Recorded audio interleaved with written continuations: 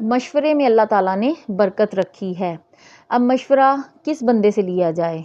عمر سے بڑے سے لیا جائے یا اپنے برابر کے عمر کے بندے سے لیا جائے یا عمر میں چھوٹے سے بھی مشورہ لیا جا سکتا ہے؟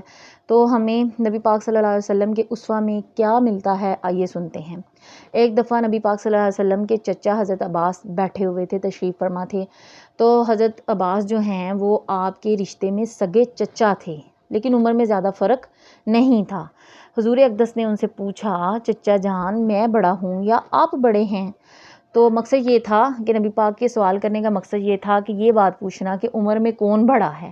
تو حضرت عباس نے کیا ہی خوبصورت جواب دیا، انہوں نے فرمایا کہ بڑے تو آپ ہی ہیں لیکن عمر میری زیادہ ہے۔ بہرحال عمر میں بڑا ہونے سے یہ لازم نہیں آتا کہ انسان درجے میں بھی بڑا ہو، چھوٹے کا علم بھی زیادہ ہو سکتا ہے اور چھوٹے عمر میں چھوٹے بندے کا تقویٰ بھی زیادہ ہو سکتا ہے۔ اللہ تعالیٰ کے یہاں چھوٹے کی فضیلت بھی زیادہ ہو سکتی ہے۔ اسی لیے حضرت تھانوی رضی اللہ تعالیٰ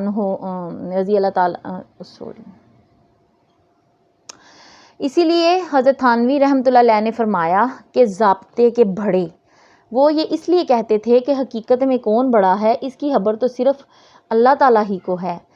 تو ضابطے میں اللہ تعالیٰ نے جس کو جتنا بڑا بنایا ہے، جیسے بیٹے کے لیے اللہ تعالیٰ نے باپ کو بڑا بنایا ہے، شاگرد کے لیے اللہ تعالیٰ نے استاد کو بڑا بنایا ہے، مرید کے لیے اللہ تعالیٰ نے شیخ کو، اور چھوٹے بھائی کے لیے بڑا بھائی۔ یہ ضابطے کے بڑے ہیں، یہ ضابطے کے بڑے ہیں۔ تو جب تک یہ زندہ ہوں ان سے مشورہ کر لیجئے، کیونکہ مشورہ میں برکت ہے۔